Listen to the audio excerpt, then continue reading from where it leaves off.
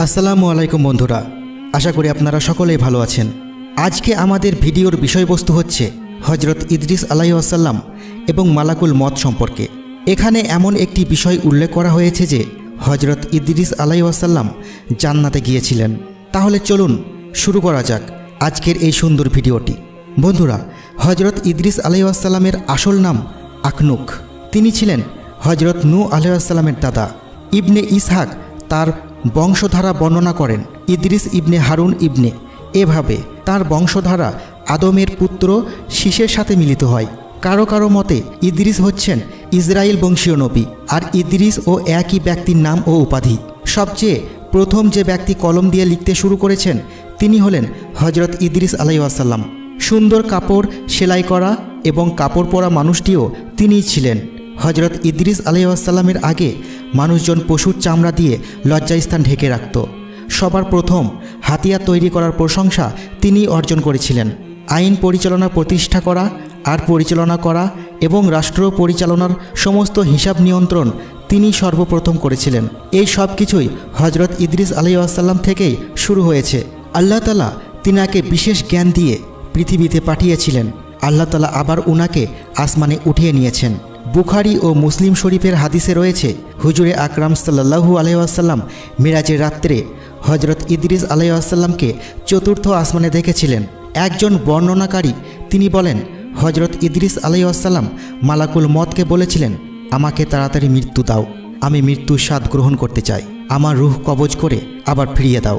মালাকুল মত সেই আদেশ পালন করেন আর রূহ কবজ করে আবার দিয়ে দেয়, আর তিনি দ্বিতীয়বার জীবিত হয়ে গেলেন। তখন হজরত ইদ্রিস আলাইহিসসালাম মালাকুল মতের উদ্দেশ্যে বলেন, আমাকে জাহান্নাম দেখিয়ে দাও, এজন্য যে আমার ভেতরে যেন আমি আমার পাপের শাস্তি অনুভব করতে পারি। সেই হুকুমটাও পালন করা হয়। তখন হজরত ইদ্রিস আলাইহিসসালামকে জাহান্নামে নিয়ে গেলেন এবং যাবার পরে জাহান্নামের সবচেয়ে ভয়ানক দরজার সামনে যখন আসলেন তখন তিনি বললেন, এই দরজা খুলে দাও, আমি এই দরজা দিয়েই জাহান্নামে প্রবেশ করব। এই হুকুম যথাযথ পালন করা হলো এবং এরপরে তিনি আবার মালাকুল মতকে বলেন, আমাকে জান্নাত দেখিয়ে দাও। মালাকুল মত তখন হজরত ইদ্রিস আলাইহিসসালামকে জান্নাতে নিয়ে গেলেন। তখন জান্নাতের দরজা খুলে জান্নাতে প্রবেশ করলেন। কিছুক্ষণ অপেক্ষা করার পরে মালাকুল মত বলে, এখন আপনি আপনার স্থানে ফিরে যান। তখন ইদ্রিস আলাইহিসসালাম বলেন, আমি এখান থেকে কোথাও যাব না। তখন আল্লাহ তাআলা ইরশাদ করেন, কুল্লু নাফসিন জায়কাতুল মত, প্রতিটা প্রাণীকে মৃত্যুর স্বাদ গ্রহণ করতে হবে। তখন ইদ্রিস আলাইহিসসালাম বলেন, আমি মৃত্যুর স্বাদ গ্রহণ করে ফেলেছি। তখন তিনি আল্লাহ তাআলার বাণী দিয়ে বলেন, প্রতিটা গুনাহগার বান্দাকে জাহান্নামে প্রবেশ করতে হবে।